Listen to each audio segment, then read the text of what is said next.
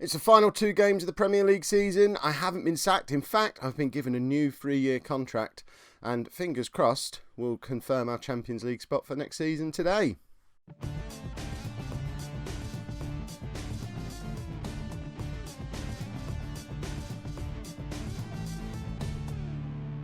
Hello and welcome to Season 15, Episode 7 of Non-League to Legend. I'm Kev, and coming up on today's episode, we have the final 2 games of my first season in charge of Manchester City. We're away against the old rivals Norwich from the Ipswich days, and we're at home against Newcastle on the final day of the season, and that's going to be a massively important game. Newcastle are second and we're third at the moment. We need to at least beat Norwich to go into that final game of the season with a chance for Champions League spot. Really, Chelsea and Newcastle are there, I think both mathematically, in fact. And then the final 2 spots are between us, Arsenal and Everton. Ourselves and Arsenal are level on points, in 3rd and 4th on 69 points, but Everton are only 2 points behind us, although we do have a game in hand. So if we beat Norwich today, we do confirm our Champions League finish. And then we just go into that Newcastle game, and it'll be splendid. Again, we've never really had a real good run of form. It's been okay. We've picked up quite a lot of wins lately. We've never been massively convincing. We had a 1-1 draw away against Manchester United, which was quite a good performance and a good result. Same with the 1-1 draw away against Arsenal. 2 quite important results there. If we hadn't have lost against Sheffield Wednesday, second place would have still been on, but then we beat Aston Villa and have left ourselves in a fairly good position going into this final game. So this is the team that we're going to play against Norwich. Fairly settled side now. The only problem is Umputu is injured, so he's not going to be playing. So Mbolo comes in for a rare start on the left-hand side of the front 3. Other than that, we've got Donnarumma in goal, Mertese, Martelli, Osborne and Medane at the back. Hopefully this episode is going to be the last time you see that back 4 together. I'd like to think we're going to have another centre-back and another right-back come in over the summer. I know we all want the right-back to be. And then in midfield, we've got Wilkes and Bradford. Again, we'd like to be strengthening there over the closed season, ready for next year. And then the front 4, Mbolo, Gilberto, Ayrton and João Roberto. Let's get into this game, shall we? Right. Where are we? So we're the evening kickoff, so I guess that's why we've got a game in hand. So we didn't have a game in hand when I sat down to record this episode, but I assume Everton didn't do very well. Yes, I would make us favourites. We just need to go and beat Norwich. We need to confirm our Champions League spot and then build for a good season next year. I think the board have actually been more patient and generous with me than I was expecting them to be, because we haven't met any of our pre-season targets. We were supposed to get to the quarter-final of the Champions League, or the semi-final, certainly further than we did, and we were supposed to win the league. So for us to be 2 games from the end, still not necessarily guaranteed a Champions League spot, although it's a lot closer now thanks to Ayrton.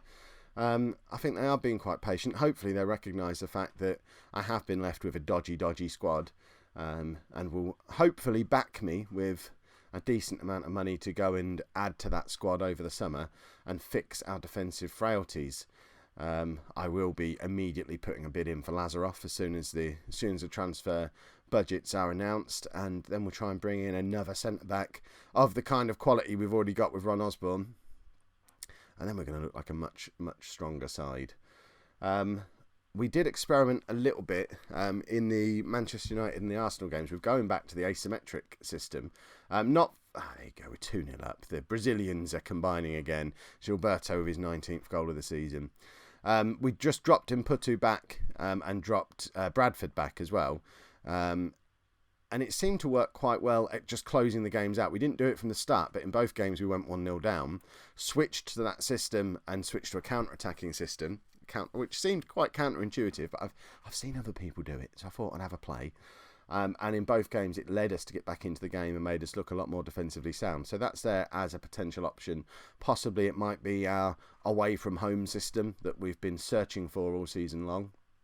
The big battle for next season is to find some way to topple Chelsea. They've won the Premier League for the 3rd season in a row now. They're 18 points ahead of us. And they just seem absolutely unstoppable. Not quite as unstoppable as Real Madrid are in Spain. They've now gone 60 games unbeaten or something ridiculous like that.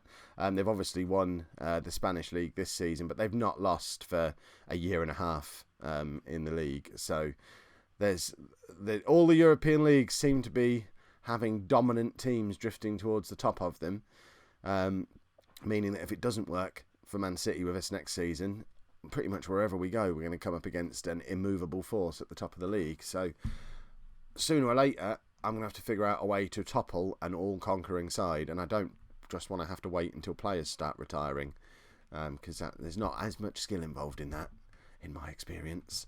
Right, why am I... In fact, I've just realised in Bolo, I've been playing him all game as the advanced playmaker. I was supposed to switch him to an inside forward as soon as the kickoff happened. I would have done it before the match, but I'd have forgotten to change it back when Mputu was back.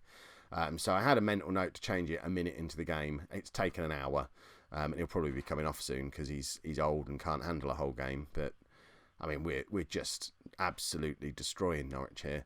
This is the quality of our players rather than the quality of the system as well. Because if you look at the breakdown of the stats, Norwich have actually had 2 clear-cut chances. We've not had any, but our forwards are just clinical and lethal. And between the 3 Brazilians, I think they've scored 80 goals between them this season. Or certainly between 70 and 80 goals from the front 3. And considering it took me until probably November to figure out a way to play all 3 of them together, that's a real credit to just how good those 3 players are. I can't believe, looking back at the earlier episodes of this season, that there was a time when I was considering selling 1 or 2 of them. Certainly wouldn't consider that now. Right, Mbolo can come off at this point. We'll bring Van Inzerillen on that side. He's going to be one who's probably going to be sold over the summer. Not because he's not very good, purely because he doesn't fit into this 4-2-3-1 system, other than as a backup for Ayrton on the right wing. We've been trying to retrain him to be a left winger, but he's not having any of it, which is odd when he can play on the left-hand side of midfield and play on the right wing. But he just, for whatever reason, doesn't want to play on the left wing. So hopefully we can get 40 or 50 million pounds for him, add that to whatever transfer budget we're given, and go and do a proper rebuilding job this summer. Finish the job we started last summer when we brought in Wilkes and Osborne. Right, let's make our final substitution. We have now confirmed our Champions League spot for next season, which is very pleasant to have done it with a game to spare. Should we take off João Roberto? Yeah, why not? Another thing we're looking at is a potential backup striker as well, because Wagner, I think he's past it. He's scored a lot of goals for Manchester City in the past, but I think he's 31 now. There you go, he's scored now. It's only his 6th goal of the season, though. And he's just never really looked the same kind of threat as João Roberto.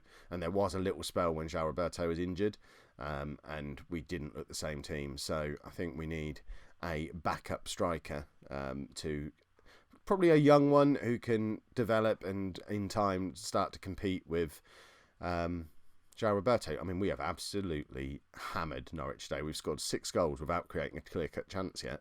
This is absolutely insane. Why haven't we been playing like this all season long? Because we have absolutely destroyed them. It's all come together today. That'll do, won't it? 19 shots, 12 of them on target, 6 goals. This is what happens when you play without pressure. Right, come on, let's have a 7th. I don't think I've ever scored 7 goals in a game, on this save anyway. So it's not going to happen, is it? That was our opportunity. But Van Inzerillen must have heard what I was saying about it. He's come on and got 2 assists.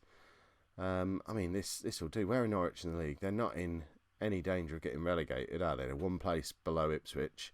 In fact, we're doing Ipswich a massive favour because they're level on points with Norwich, and the indignity for Ipswich of finishing below Norwich would be very hard to stomach.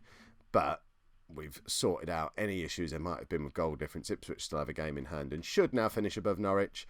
But most importantly, we are in the Champions League for next season. We go into this final game against Newcastle hoping for a win, because if we can pick up a win against Newcastle, we can still finish second, which after the start we had would be an amazing end to the season. I mean, look, we're certainly a goal-scoring team, a goal difference of 40. It's not quite the 70 that Chelsea have got, but then they've got Carles, who, unfortunately... in fact, I was going to say he's still quite young. He's 30 now. I still think of him as a youngster. Look at all these goals he's scored for Chelsea. Perhaps we can wait for him to retire, because once he's gone, the job becomes a lot easier, I think. Let's go and play Newcastle and finish the season off. Wow. There are no words. This is going to be fun. Right, final game of the season. We are at home to second place Newcastle. If we beat them, we go into second place and end the season where we probably should be. And we've not changed the team. Wagner's not playing because he's rubbish. We are kind of interested in Erdis to do. More about him if we sign him. I don't care what Igor Tudor thinks of it. He's the Everton manager. We've not made any changes to the team that just absolutely battered Norwich. Putu is fit-ish, but only on about 80% condition. So, although he's passed a fitness test, there's no reason to risk him on the final game of the season when all we're really playing for is... I don't know, does second place get straight into the group stage of the Champions League, or are we literally just playing for honour and trying to finish above Newcastle? Either way, it didn't seem worth the risk. What I do need to do is switch Mbolo to an inside forward straight away. Although he's already scored playing as a playmaker. But, now he'll score 2 more playing as the inside forward. Why couldn't we play this well all season? It's so frustrating. In transfer news, as you saw from my shocked expression, we've got £300 million to spend. That's before we sell anyone as well. So once we ship out a few of the players I'm planning to ship out, there could be close to sort of 350, £400 million to spend. It's fair to say that's ridiculous, and I'm very likely to waste it all. First thoughts, obviously, if you've been watching the save for a long time, are that I need to go and sign some fullbacks with that and spend the most of it on fullbacks. So I've gone straight in with a bid for Lazarov. I bid £60 million for him. Ipswich rejected it. They want £115 million.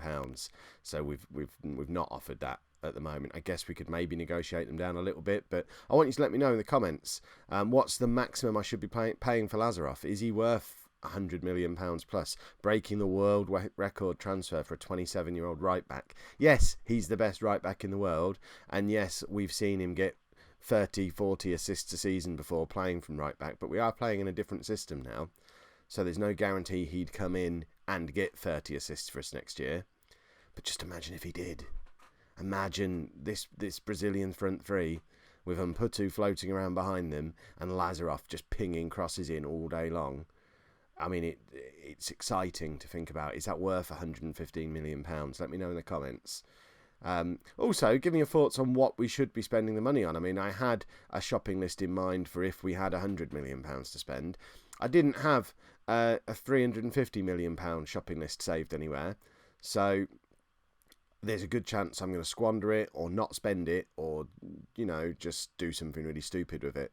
Where do we need to strengthen? I guess we probably need backup players in all positions. Our second string isn't great, and it's mostly made up of old players who we should be moving on. So we could probably bring in an entire second string of under 23 players to just sort of refresh the squad a little bit and sort of secure the future of the club a little bit more than it is at the moment. But is that the way to go, or should we be looking? I mean, I guess we need the defenders that we've already talked about. But to bring in real first-team quality defenders is going to take a big chunk of that money. I want a discussion going in the comments. I want to know what you think. Gilberto has scored 21 goals this season from midfield. I mean, he is awesome. Is he English? Can I get him in the England squad? I mean, imagine how good Brazil must be with these three up front. It is just ridiculous. How have they all ended up at Manchester City? Oh, I remember, because Manchester City are a club that gives managers £300 million to spend in a transfer window. That's right. That's how these three have all ended up at Manchester City. Probably the more pressing question is, how haven't we won the league when we've got these three up front for us? Because we probably should have done. And the answer to that, obviously, is Carles at Chelsea, who, I don't know, perhaps we need to just kidnap him, lock him in the Man City dungeon. I assume there's a Man City dungeon. Should we just buy him? We've got £300 million to spend. Yes, he's 30 years old. But if we offered Chelsea £300 million for Carles, they can't turn that down, surely. Now, I'm not saying he's necessarily... It wouldn't be a player we're signing to necessarily improve the team. Obviously, he would. Whether he'd get in ahead of João Roberto, I'm not entirely sure, but we could fix the system to make it work with him. But more importantly, it's £300 million spent to stop Chelsea being brilliant. Is that an option? Should we do that? Can I point out as well, Newcastle are second in the league at the moment, and we're absolutely destroying them in the same way as we did Norwich. I know I'm not really commentating much on the game because it's fairly meaningless, but imagine if we could start next season with the kind of form we're ending this season in. we're going to be terrifying. That's why I'm also thinking perhaps I shouldn't bring in 5 or 6 players, because then we're going to upset harmony at the club. We're fluid with this tactic now. Everyone's playing well. Do we want to rock the boat too much by bringing in a whole load of new players?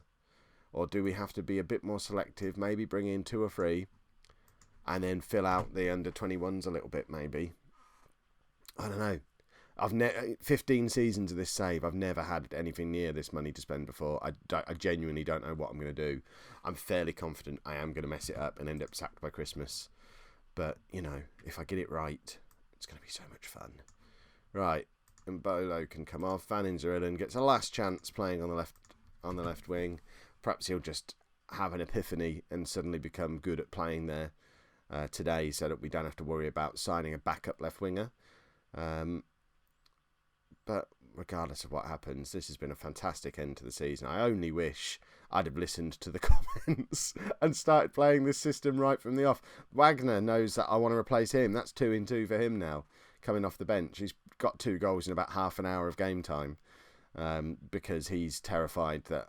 I mean, I have made offers for strikers that you will no doubt meet as and when I decide which one I'm going to sign. But he doesn't seem to want to go, does he? He obviously likes it in Manchester. Wow, this has been quite the performance. I mean, we've scored 11 goals in this episode now.